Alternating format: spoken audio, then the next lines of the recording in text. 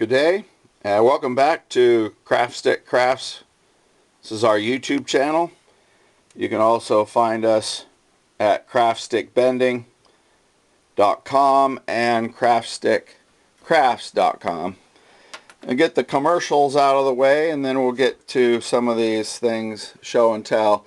We do sell a tips and trick DVD on our craftstickbending.com site. It's 90 minutes of the 4 years I've been working with craft wood. And these videos are just a goodwill, thank you, tips and tricks, shop talk videos to teach this new craft. So what I have going today is this is going to be a stable, or it's going to be a boathouse. But what I wanted to make additional was I wanted to extend the roof. So we had some tongue depressors soaked overnight. But one of the keys, if you want this shape, and I'm going to get to this thing here in a minute. If you want this shape, you can mold over it again and shape over it. So what you do first is you put some saran wrap over it, or plastic, some kind of a plastic bag. That way the water doesn't soak into what you've already made, and then it starts to deform. And then I like to put a paper towel over the top of it, and what that's going to do is it's going to start soaking the wicking the water from the stick, and as that paper towel dries, it'll start to wick more water from the stick. So like I said, we've had these sticks soaking overnight, and I want to create this bend. In this particular case, we're going to bend up 2 at a time.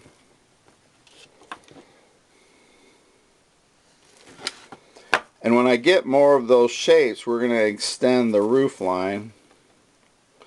Now there's a bit of a problem.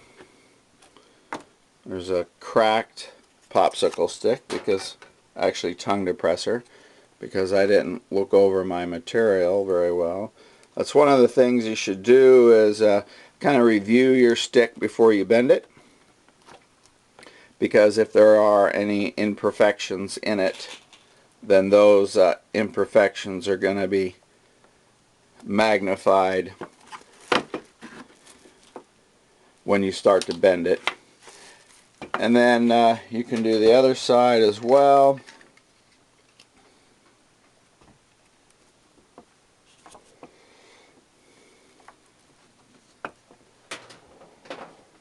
I use all sorts of clamps, and by the time I come home today,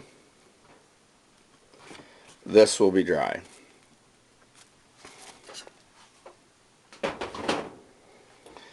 What I have here is a demonstration on different types of paints, on different bends that we've done. So for instance, I did have these labeled, but these are 2 different kinds of varnishes, and we glued the sticks at one end real secure, and then if you varnish them or paint them, depending upon what paint you use, you see my little starting point here? That's where each of the sticks started before we painted them. Like this one here, this was just varnished and it hardly moved. Once you start adding moisture back into the stick, they want to start going back to their original shape.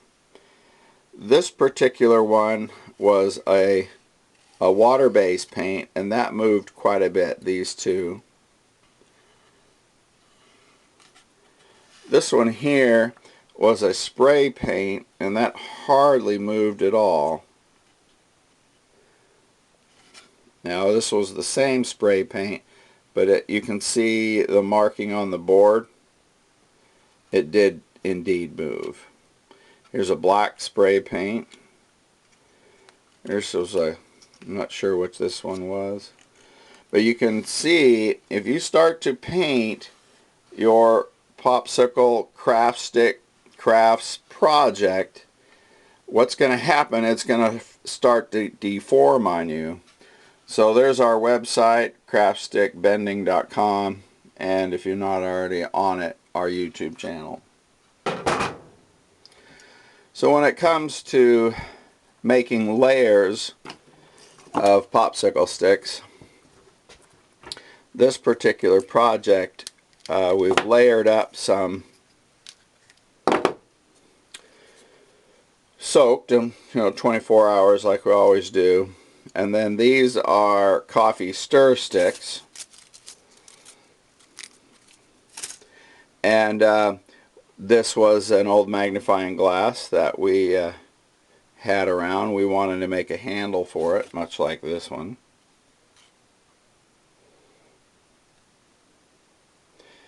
And so what we did is we formed up different layers, and so that they are, I don't know if you can see that, but there we go.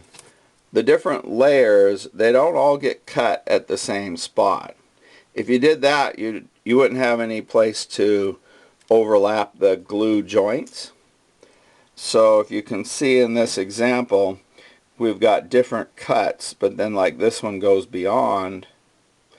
And by gluing all those up, we get kind of like a joint effect. And by doing that as a joint effect, then this little handle becomes super strong. Much like if you Google glue lamb beam, that's something we use in the industry, in my industry. Here's another example of layering. We bent around this bracket, and we're going to make a wooden shelf bracket with this. But to do that, we'll have lots of layers, and we'll glue these up, and then probably put a little knee brace there to make some more shelf brackets. This project here, a little more complicated, more on the advanced bending, but we had taken some basswood and soaked it in the tub, a big sheet of 6-inch by 24-inch basswood, and we bent that in the shape of the hole. And the back side of the hole was formed up by a spaghetti, like a Tupperware spaghetti container. You can see that on some of our other videos. And then we just, continued to rivet, support it, cut our top to fit, drew out a plan that we liked, transferred it to another piece of basswood that we bent in the shape of the cabin, and then we did cut that out with the knife, which this basswood cuts really easy. We've already added some embellishments to it. Often we're ribbing. If you can see the ribs, this particular ribs, they went long way with the cabin. Other ribs have gone short, like this one. But anyhow, then we made a deck for part of it. That's going to go in there. That squeezes down. And then there'll be another deck up here for these little people. Whoops. So you can see that was like that. We just slowly carved them out, And like I've always encouraged you, keep your parts, because they're going to potentially come in handy for other things that you do. Not sure where this one came from, but you know, this might make something interesting for this project.